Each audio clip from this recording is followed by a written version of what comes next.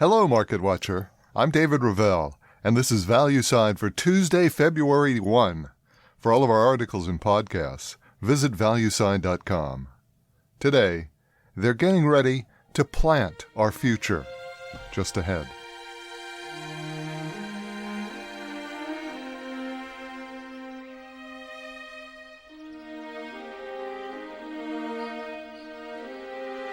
Farmers are not like those of us who make up Wall Street. We cry and moan over every little setback. We yell about the latest Federal Reserve decision that we don't like. We gripe about the latest corporate earnings gone wrong. You'd think we run the country. And I'm sure that more than a few of us wish we were in charge. But farmers are not like that. They won't tell you how everything is going to hell in a handbasket. They know, no matter what, they are responsible for those few acres under their care. That come spring, life starts again, and they must plant for the next harvest. If they can't plant corn because fertilizer is too high or seed is not available, or any of the other myriad of things that can come their way, they just reply, "I'll plant soybean this year instead." And that's the way it's going to be. No recriminations, no cussing out the government, although that might be entirely appropriate, no blaming the other guy. The farmer's prime objective right now, he's got to plant next year's crop. And that's what makes our job as economic observers all the more difficult when dealing with farmers. What's really going on our nation's food supply right now? And I'm as anxious as you are. I see the emptying shelves and the higher prices, and I wonder just where we're going to go with all of this. I know, too, that the rising price of petroleum is hitting the farmers hard. Not only does gas run their tractors, but petroleum is a principal component in the fertilizers and additives that farmers use to grow those crops. In fact, after water itself, petroleum and all its derivatives may be the single most important component to any agricultural production.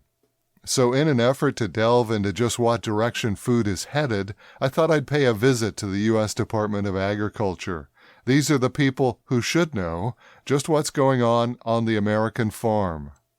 And good news here, each year the USDA produces their projections for food supplies and prices. But as I dug into the latest report produced at the end of last year, I found the results to be disappointing to say the least. As I'm seeing more and more often, many of these government reports simply rely on another government agency to supply critical data, and then they simply incorporate that into their report. Let me give you an example. For the USDA, the report indicates that food prices should continue to climb in relationship to the projected Consumer Price Index. Really? I could have made that kind of projection myself, and I'm no ag expert. How about the projection cost of petroleum, or the availability of seed, or long-term weather forecasts? How will that affect the cost of food in America? But it's not really there. Now, one of these days we'll have to discuss what I see as an increasing reliance of research within the various federal agencies, which simply relies on what the guy down the hall has already said. Very little original research is going on within much of the economic data we see coming from the federal government. But I digress. That's a topic for another day. Today's topic is, what does the food situation in the U.S. look like right now? And unfortunately, in spite of what the USDA says or doesn't say, there are two things that we know for sure about food. Number one, the price of food is rising. In the latest report for 2021, the cost of food rose 6.3% for the year. That's the highest food inflation since way back in 2008. And as bad as food inflation was, its largest component, energy, was seeing inflation at nearly 4 times that level. Now, the second thing we can observe about food supplies, they appear to be showing signs of shortage.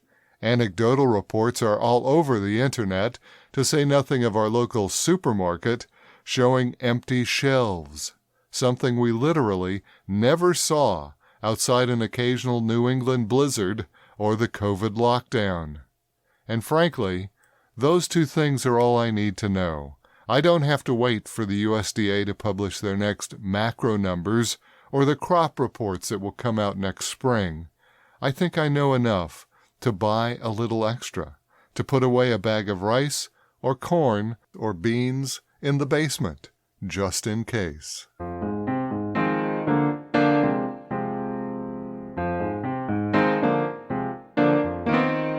Now, this week so far, we've seen some very surprising, very negative economic reports appearing around the world. Yesterday, you'll recall, we had very negative results in the Japanese industrial production for the quarter and in Spain's retail sales. Now, last night, we saw a very similar result in the German retail sales, contracting by 5.5% for the quarter. So like Spain the night before, these are not just negative results, they're very negative, below historic trendline results. Here in the U.S., today we'll get several iterations of the Manufacturing Purchasing Managers Index. The Street expects to see a slight decline in PMI across the board here. Now, in earnings today, several major reports, including Alphabet, the parent company of Google, ExxonMobil, the integrated oil company, PayPal, and Starbucks Coffee. And that's the value side for this Tuesday, February 1. For all of our podcasts and blog posts, visit valueside.com. I'm David Revell. ValueSide is independently written and researched. The views expressed are strictly my own.